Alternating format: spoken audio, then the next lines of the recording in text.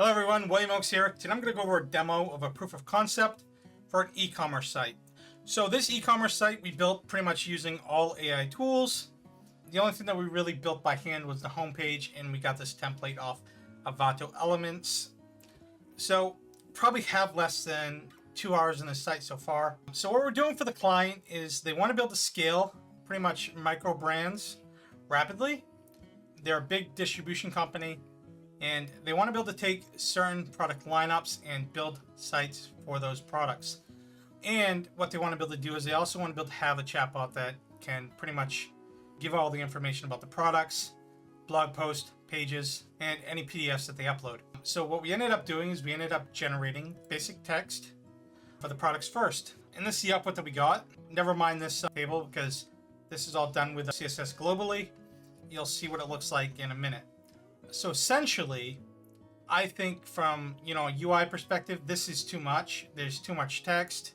It's hard to read, and I don't think many people are actually going to read any of that. If you learn on this from Google, you're probably just going to bounce back and say, "Hey, these people don't know what they're doing." So we ended up, training the AI a little bit to get outputs that look more like this. All right, so let's look at the Sunshine Hickory. All right. So the first thing is we broke up the text with an image. Next thing is we took all those H3s and we put them in icon boxes. Now this is all generated with HTML and CSS. We did it for the structure components as well. And then we also did it for the FAQs.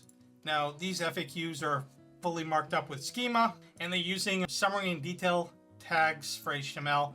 So pretty much all of this is achieved with HTML5 without any JavaScript. And the table. This looks fairly good. It's easy to understand. So what I'm going to do is I'm going to show you how this workflow works. First thing that we're going to do is we are going to go to the Riftwood knot, and we're just going to generate the description. So I'm going to run this workflow.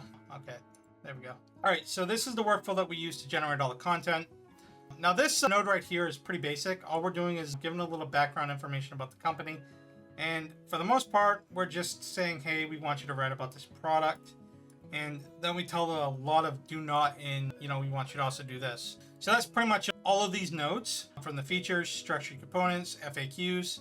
And then what we did is we took that output and we ran it through something that is a little bit more trained. For an example, so essentially we just have our system prompt. Our user prompt is just telling it what to do. And then we have our output.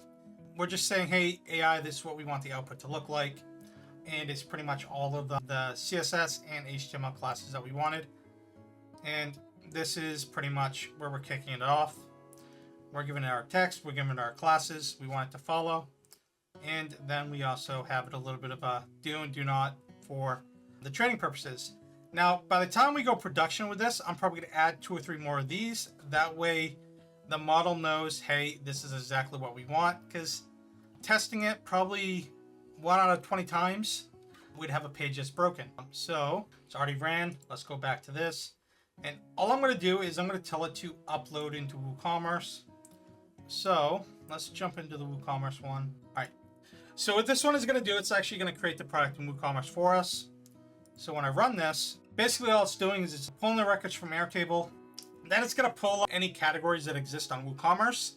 And if that category exists in WooCommerce, then it's not going to add anything. If it doesn't, then it's going to add it into the system. Then we're going to pretty much download the image from Airtable, upload it into WordPress, and then we're going to pretty much build the product. So here we're creating it, we're giving it our name, category. We can add pretty much as many categories as we want. We're giving it our description. This is all that HTML that we had, all pretty much put together. And our short description, SKU, and this is our image. And by the time we're done, we're also updating Airtable. It's just saying, hey, this is done. As you can see, it's been created. Now we go into our products. You will be able to see. So we did the Riftwood knot. Let's see what it looks like. All right, so everything's looking good so far. All right, so that's perfect. I think the text is broken up really nicely, and all of that functionality is working. Eventually, what we're going to do is we're going to make it so you can manage your categories, tags, all done with the AI. That we can further optimize them and get search volume traffic when you're actually building out your categories. I probably wouldn't change it after the site's been up for a long time, but going forward, I think that's what we're going to do for this client, especially for that initial setup. All right, so we also have our blog posts. Now, essentially, all I did with the blog post is I ran a workflow that would pull all of the current blog posts on the website and upload them into Airtable. So let me show you that workflow real quick. That's manual right there. All right, so essentially all I'm doing is pulling the sitemap from WordPress, splitting it out, filtering it a little bit, and then I'm merging it into this WooCommerce or WordPress AI node. So essentially what we're doing is we're merging it all into one.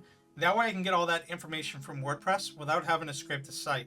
So then we're going to get the categories, put all that information in the site, and then we're just upload and loop everything to Airtable. Eventually, probably what I'll do is I have bulk here, and this is where I'm going to add a bunch of bulk generation stuff for this system. But this is really the only one that exists thus far. And the way I created the content for this is I used ZemWriter, and I generated a topical map with ZemWriter. It was very fast for the client, and it was up within probably a night. I generated 160 blog posts, and it probably took 3 or 4 hours. Going forward, we probably won't use any of those blog posts. I think they're probably fine, but we have an Airtable system that we use for blog posts, page content, that will essentially allow us to, get a little bit more targeted for their demographic and their specific keywords and products. All right, so what I'm gonna probably do right now is I'm gonna generate everything, and then I am going to pause this for a few minutes. I'll generate everything, and then what I'll do is we'll build the chatbot real quick so you can get an idea of how that process works. All right, so it looks like we have everything created and everything is uploaded into WooCommerce now. Let's just double check, make sure that's all good. All right, so all of our images are created and all of our products are there. Perfect.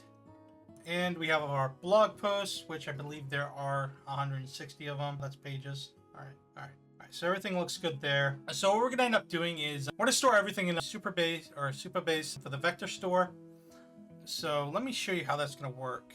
But before I do that, I just want to show you pretty much how dumb the chat widget is right now. So let's just put in, all right, so let's just ask it something like, what do you have for products? I think it'll actually probably know kind of an idea of what we have for products. All right, so limit what types of oak do you? It's definitely not going to know what types of oak and flooring that we have in the system. As you can see, it's not really giving us very good answers. To get around that, what we're going to do is we're going to create the vector store. And this is kind of how the vector store works.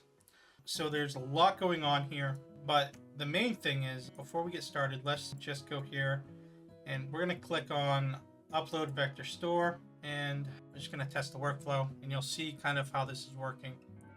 So essentially, it's going to have 3 different routes. The first route is actually creating the records in Supabase. So let's jump back into our workflow real quick. So how this is working is essentially just getting the information from Airtable. And then what we're doing is we're going to check to see if that product with this ID number actually exists in the database. If it does, what it's going to do is it's going to go to create the actual product. Or no, it's going to go and delete all of those vector stores, and then it's going to recreate them. We were going to do an update function, but I could not actually get that to work reliably, especially with a ton of different chunking. Some of these files are pretty big, and I just couldn't get it to work properly. So what we decided is anytime that they want to upload or update the files, it's just actually going to look for that post type, and then it's going to delete. Now, when it's actually creating the product, all we're doing is we're going in. This code node actually just removes any images and stuff from the content, mainly because we didn't want to store all of those links in the database. And from there, we're just converting HTML back to Markdown, and then we're just going to insert the document into Supabase. So we're loading it in through JSON, and essentially what we're doing is we're putting this information in. The product name, images, URL, description, the date, and I'm not sure why we have 2 URLs there. Probably from testing. Probably should delete them before we go into production. So it chunked this into 12 different pieces. So, for an example, let's just say that we want to update this document. All we're going to do is say update to vector store or upload to vector store, and we're going to rerun this. And as you can see, it went through a different route, and it pretty much deleted all of those stores in the database. So when we refresh, it's pretty much empty now, and it's still in progress. Probably take another 5 or 6 seconds because I put a 40-second wait in the workflow just to record the video. So you have an idea of what it's actually doing in the background. It's actually pretty quick once it gets through there. I think we have, I don't know, 5 more seconds. All right, so it's all done. So all the information is back in our database. Now, let's just say that, they don't have that product anymore and they want to get rid of it. What we can do is delete from vector store. We'll run the workflow, and I'm running all the workflows manually, but pretty much all of this can be automated. And when we go back in here, it's all deleted, and you can see our vector store no longer exists. So what I'm going to do is I am going to pretty much create all this information. I'm going to pause the video again real quick, and I'm actually going to create the entire vector store for the products and the posts. That way you can kind of have an idea of what the finished product is going to look like. That way we can chat with the documents a little bit. All right, I'll be back in a little bit. Welcome back, everyone. All right, so it looks like most of our blog posts have been uploaded into our vector store.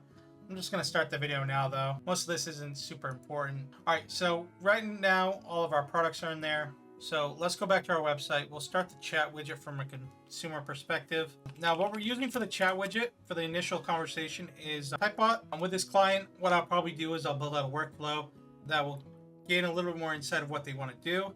That way, we're not using a ton of AI credits. But once it gets to a point where they actually want to talk to a live agent, what we're going to do is we're just going to pass them over to a any-then live chat widget. All right, so we just did that.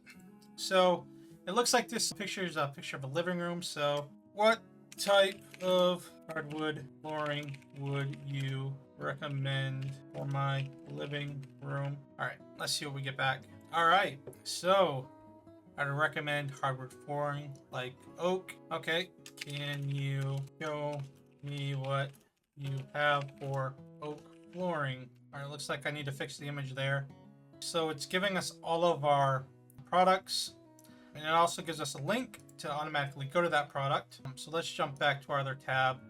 All right, so how do I install this flooring? Oh, okay, so give us a little guide. All right, so one thing I'm going to do, and I have no idea if this will actually work. Can you give me a link for further reading? All right, I don't think I actually added any programming or anything. Oh, okay. Oak installation guide, perfect. Let's check that out. All right, it just brought us back to our product. I think I know why it's doing that. It's because all I did was when I was, putting the prompt together for the bot, all I did was the products. So we're probably not able to get any information about the blog, or at least links back for the blog. So let's jump into our bot a little bit.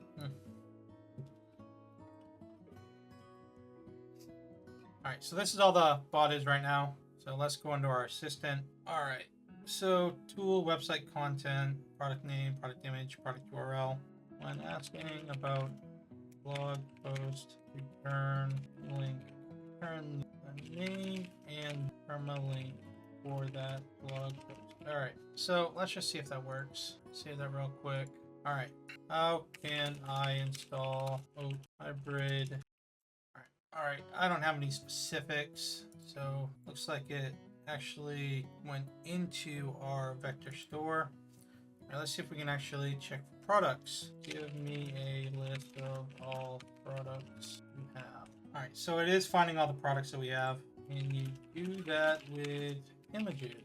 Be sure I trained it to actually do the images. Let's go back and mess with it a little bit. All right, you know what I'm gonna do? I'm gonna actually copy this for products. All right, this prompt definitely needs a lot of work. Not really touched it, so we're just gonna call this post. All right, URL. I know I renamed a bunch of those, so I gotta see what I renamed them to. Probably why it's not actually pulling everything up properly. All right, so let's see what we got in this one. All right, so we have Woo, permalink, product name, product image, product URL. Okay, I'll go back to that in a minute, but product name, okay, that looks fine. All right, so let's see what we actually have for the posts. That's the wrong one. All right, posts, there we go. Post name, all right, so I just pretty much did post everywhere. Post name, all right, so I think that should do it. Let's save that and refresh this. All right, let's try that now. What do you offer for products? All right, so it looks like it's giving us all of the pictures back now, which is perfect. Let's just click on this real quick. I can see it's giving me the right URL. Awesome. All right, so I would install into can't provide any specific installation instructions. Do you have a blog post for installation? Pretty sure we must have a blog post for installation, but to be honest, I'm not positive. Oh, look at that. Beginner's Guide to Waterproof Hardwood Flooring Installation. As you can see, it still needs a little bit more work as far as training, but I think this is a really good start for this customer. And, you know, once we get the right time to put this into a toolkit, I think it's going to be even better. If you guys have any wish lists for the toolkit, let me know in the comments below, and we'll start to put together a roadmap for an actual e-commerce AGI toolkit. All right, thanks guys.